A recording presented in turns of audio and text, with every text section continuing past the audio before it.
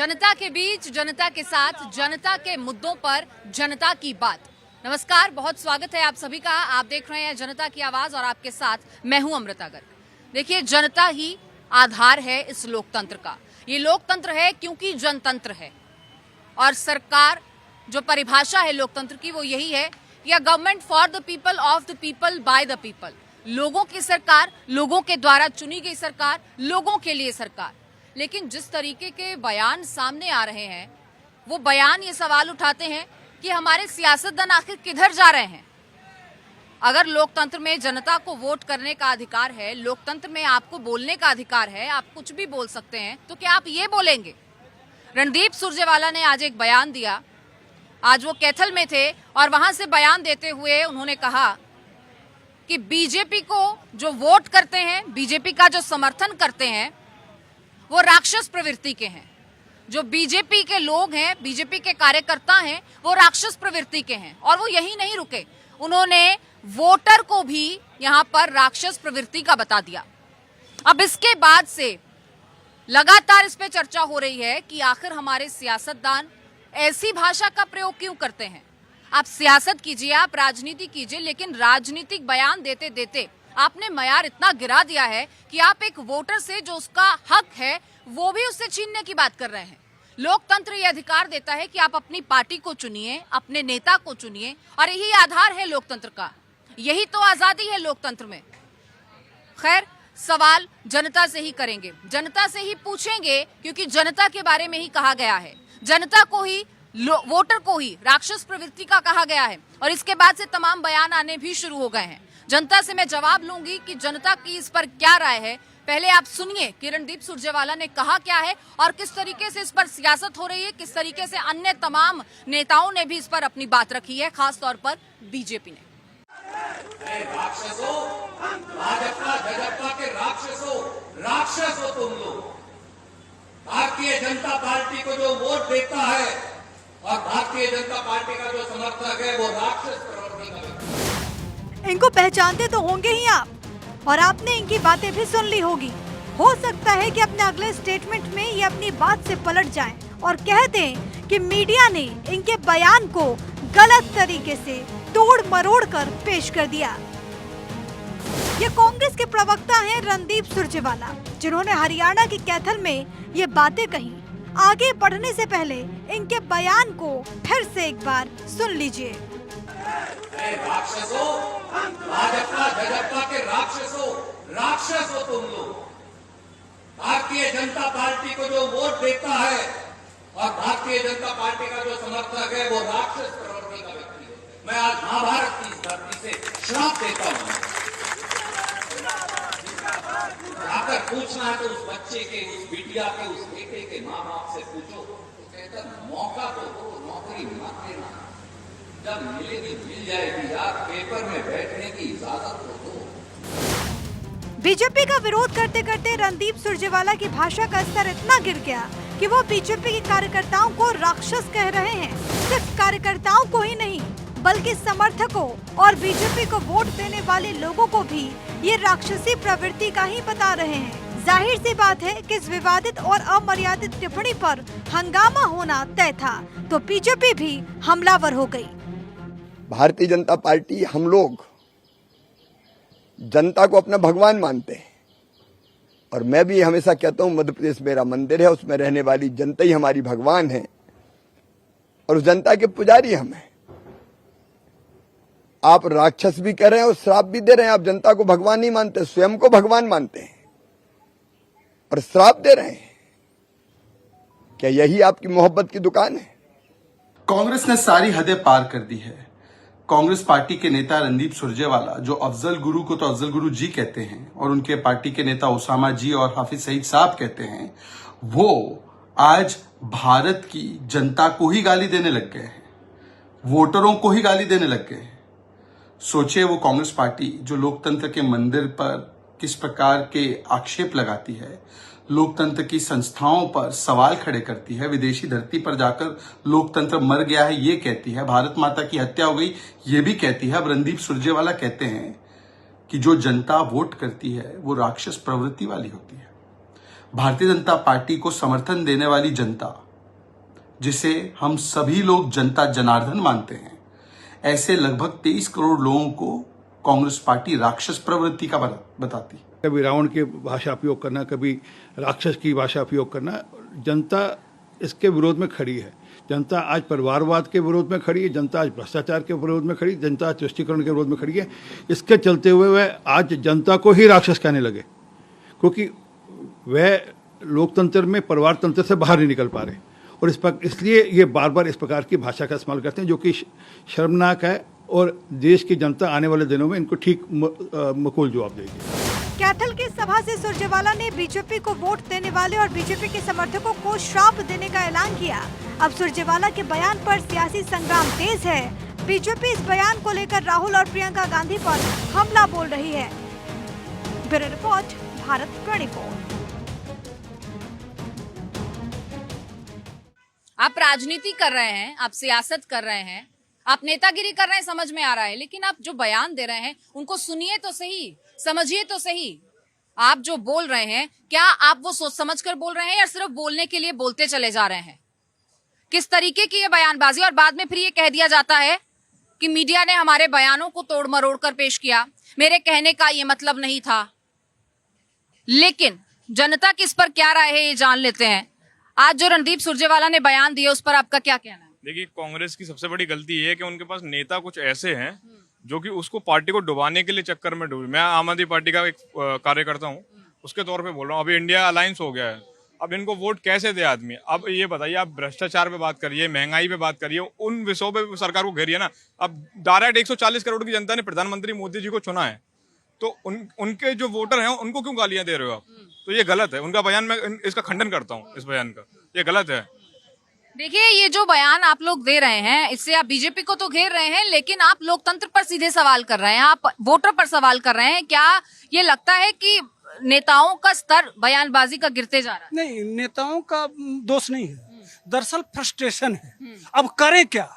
सारा आजमा लिए, जॉर्ज सोरोस, हिडेनबर्ग, समझ रहे हैं ना, वो तरह तरह के उपक्रम, गब्बर सिंह टैक्स, नोटबंदी, सारा 2014 से लगातार प्रयोग करते करते करते करते अब थक चुके हैं। अब थकेंगे तो थक जाएंगे, जनता टूटने का नाम नहीं ले रही, तो करें क्या भाई, मजबूरी है। अब वह जनता टूटने के लिए तैयार नहीं है। मोदी जी का टीआरपी उसी तरह से भारत से बढ़ के दुनिया में चला गया, तो करें क्या? जो मतदाता है उनको गाली दे रहे हैं। सीधी सीधी बात है कि भैया तुम क्यों दे रहे हो? हम तो एक परिवार के गुलाम हैं। आज तक 70 साल से हम गुलामी करते आ रहे हैं, हमको तुम किनारे हटा दिए और एक आम आदमी चाय वाले को तुम प्रधानमंत्री बना दिए। दर्द असली वहां है, समझ रहे हैं? जो लूट, जो बीच खेत में अब तक खाते थे, अब हो गए हैं किनारे। न 2G हो जा रहा है, न 4G हो रहा है, न जीजाजी हो रहा है, न कोलगेट हो रहा है। उससे दिक्कत नहीं होगा। 1,72,000 करोड़ तो 1,70,000 करोड़, दिक्कत नहीं होगा। प्रॉब्लम वहाँ है, यहाँ वो प्रधानमंत्री कह रहे हैं न खाऊंगा और न खाने दूंगा, और जो खाएगा उसके गले में हाथ डाल के वो भी निकाल लूंगा, तो दर्द नहीं होगा। ठीक है, तो देखिए, लगातार जो चर्चा हो रही है, आप कभी राक्षस कह देते हैं, कभी आप रावण कह देते हैं। जो बयानबाजी हो रही है, रणदीप सुरजेवाला आज कहते हैं जो बीजेपी को वोट करते हैं वो राक्षस प्रवृत्ति के हैं, और जो ऐसे बात बोलता है तो वो समझ लो कि वो किस प्रवृत्ति का इंसान होगा, और उसकी क्या बोले आप, उसकी पढ़ाई लिखाई का अपने आप ही वो पता चलता है कि ये कैसे पढ़े लिखे इंसान है कि जो ऐसे बोलते हैं। उनको बोलने का कोई अधिकार नहीं है आम इंसान को, आम जनता को। जनता की मर्जी है, किसी को भी वोट दे। भारत की छवि खराब करना है। इस तरह की बयानबाजी से हमें ऐसा लगता है कि हम अपने खुद की, भारत की, हिंदुस्तान की छवि को पेश करते हैं पूरे इंडिया में, और बाहर के देशों में जब ये चीज़ें जाती हैं तो हमें इतना ख़राब लगता है कि बाहर के देशों में सबसे ज़्यादा मोदी जी के लिए इतना हमें सुनने को मिलता है, इतनी अच्छी चीज़ें आती हैं, और इंडिया वाले क्या करते हैं, इंडिया वाले उनके खिलाफ गंदे गंदे वर्ड यूज़ करते हैं। हमें खुद को अच्छा नहीं लगता। यंग जनरेशन आजकल सिर्फ यही सीख रही है कि पुराने लोग उनके बारे में इतना उल्टा सीधा बोलते हैं, उनके बारे में इतने गंदे वर्ड्स यूज़ करते हैं। ये सब चीज़ें बिल्कुल भी नहीं होनी चाहिए। पॉलिटिक्सबाजी चलती है, हमें पता है कि हर पॉलिटिकल लोग अपने बारे में सोचते हैं और अपनी बयानबाजियां करते हैं ताकि वो लोग आगे आ सकें और उनके खिलाफ ऐसा प्रदर्शन करके उनकी छवि दिखाई दे कि वो नेगेटिव पीपल्स हैं। एक तरफ तो आजादी की हम 75वीं वर्षगांठ मना रहे हैं, लगातार 75वां अमृत महोत्सव हमने पूरे इस साल में मनाया है, और दूसरी तरफ जो आजादी ये लोकतंत्र हमें देता है उसी पर सवाल उठ रहे हैं। और सारी जनता को ये दिखता बताया कि सारे भ्रष्टाचारी एक हो गए हैं और केवल मोदी जी अलग पड़े हुए हैं और मोदी जी को ही निकालने के लिए इन सब का एक ही वो दल बना हुआ है, बाकी और कुछ नहीं है। अगर आपने देखना है तो मोदी जी ने महिलाओं को लिए पहले सबसे पहले देखो अपने अपने घर में गांव गले में देखो स्वच्छता। दूसरी बात यह है टॉयलेट नहीं बनी थी, बाथरूम नहीं बने थे, महिलाएं बाहर शौच करने जाती थी, कितने उनके साथ दरिंदगी होती थी। अब एक चीज के पीछे इतने पड़े हुए हैं, जो कुछ हो रहा बहुत अच्छा हो रहा है। मोदी जी बहुत अच्छा कर रहे हैं। 2024 में मोदी जी ही आएंगे। इन बयानों से लगता है कि विपक्ष कहीं डरा हुआ है, कोई खौफ है या कोई बौखलाहट है? बहुत डरा हुआ है। 70 साल से पहले था, आज देख लीजिए मोदी जी को। आज हम लोग को अर्थव्यवस्था देखिए, शांति देखिए, तो तमाम चीजों पर देखिए लगातार लोग बात कर रहे हैं। आपको क्या लगता है जो ये बयान दिया गया है कितना सही कितना गलत? ये जो राक्षस वाला बयान दिया गया है ये बहुत गलत बात है और सचमुच जो राक्षस है वही है, जो बोल रहे हैं वही है। अब सचमुच राम राज्य आने वाला है, आप यकीन करिए अब राम राज्य आएगा। राम सेतु बन रहा है, 10 साल हो गया, अब 5 साल के बाद पूरे राम सेतु बन जाएगा। अब राम राज्य ही आएगा यहाँ पे और इसके अलावा कुछ नहीं है उनके पास बोलने के लिए। और इसलिए उन्होंने फ्रस्ट्रेटेड है क्योंकि सबसे पहले करप्शन पहले उन्होंने उन लोगों ने करा हुआ है। वो करप्शन को और उनके जेब में कुछ आ नहीं रहा। मोदी जी ने सब कुछ निकाल की सीबीआई फीबीआई वो कहते हैं कि सब कुछ डाल रहे हैं हमारे अंदर ऊपर। भाई सीबीआई इसलिए तो डाले तुम गलत कुछ कर रहे हो, और जब तुम्हारा सरकार आएगा तुम भी सीबीआई डाल देना, उसमें गलत क्या है? मोदी जी ये परंपरा एक ला रहे हैं कि आप लोग भी आओगे तो हम गलत करें तो हमारे को भी अंदर डाल दो, जवाब देता हूँ अभी हमारे भी डालो। वो कह रहे थे कि मैं महाभारत की धरती से आज यहाँ से श्राप दे रहा हूँ और बड़े तरीके की बयानबाजी उन्होंने की। आपको क्या लगता है श्राप देने पर अब सियासत आ गई है? आपको क्या लगता है सर जो बयान दिए गए कि जो बीजेपी को वोट कर रहे हैं वो राक्षस प्रवृत्ति के लोग हैं? ये तो गलत है, ऐसा नहीं कहना चाहिए इनको। मोदी जी को लिए जो बोल रहे हैं गलत है, जनता के लिए भी जो बोल रहे हैं गलत है। तो नहीं, आप पार्टी का विरोध कीजिए, आप किसी सियासतदान का विरोध कीजिए, लेकिन आप तो जनता का विरोध करने पर आमादा हैं। आप तो कह रहे हैं कि जो वोटर है वो श्राप दे रहे हैं वहां से कैथल से बोलते हुए, तो कैसे देखते हैं? अब वोटर इनका बहिष्कार करेगा, ये वोटर के हित में तो बोलेंगे नहीं, क्यों वोटर ने तो इनको संपूर्ण बहिष्कार कर दिया। 2024 में भी कर देगा, आगे 2029 में भी कर देगा। राक्षस कह रहे हैं, 2029 में महान दानव भी कहेंगे वोटर को, क्यों वोटर ही चुन रहा है पीएम को। तो मतलब आप उन सभी वोटर्स का अपमान कर रहे हैं जिन्होंने बीजेपी की आइडियोलॉजी को फॉलो किया।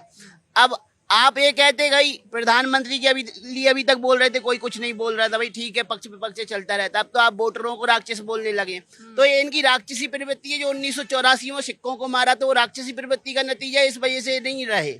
अच्छा, एक और बात मुझे ये समझा दीजिए कि जो ये तमाम सवाल उठ रहे हैं, बीजेपी पर तो सवाल उठ रहे हैं, लोगों पर भी सवाल उठ गए, वोटर पर भी सवाल उठ गए। हाई कमान जो कांग्रेस का है उसकी चुप्पी क्या दर्शाती है? अभी तक उस पर कोई कमेंट नहीं आया है हाईकमान से। हाईकमान ही खुद ऐसे काम करवा रहे हैं क्योंकि ये खुद राक्षस जैसे काम करते हैं। जितने भी कार्य इन्होंने करे हैं, कोई काम इन्होंने अच्छा किया जनता के लिए? कभी हिंदुओं से लड़ाया, कभी हिंदू मुसलमान किया, कभी भारत पाकिस्तान किया। इनका काम कुछ है नहीं। इनका काम है आम लोगों को ऐसे वो आप जो मतलब जिन्होंने वोट दिया बीजेपी को उनको राक्षस बोले। जो इनको जिसने वोट दिया उनको क्या कहेंगे? इनसे पूछना चाहिए। कांग्रेस को भी तो वोट किया है ना जनता ने, वो उसको क्या कहेंगे फिर? तो कांग्रेस को वोट दिया है तो कांग्रेस को जनता अगर वोट दिया है तो उसकी आवाज उठानी चाहिए ना। वो तो भगोरा टाइप है, भाग जाता है, अविश्वास प्रस्ताव लाता है भाग जाता है, कोई चीज बोलता है तो भाग जाता है।